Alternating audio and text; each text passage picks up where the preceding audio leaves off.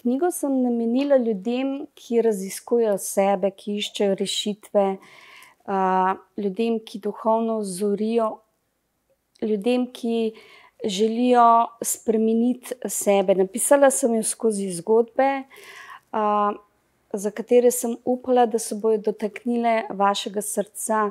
Bila sem iskrena, govorila sem o vseh svojih vidikih življenja, o tem, kako sem padla, kako sem delala napake in o tem, kako sem kdaj zorela v radosti kakšnih skupnih čudovitih odnosov. Upam, da se vam bo dotaknila, upam, da vam bom pomagala. Napisala sem jo pa tako, da pomaga tudi, če jo nekje na sredi odpreš, pa prebereš zgodbo.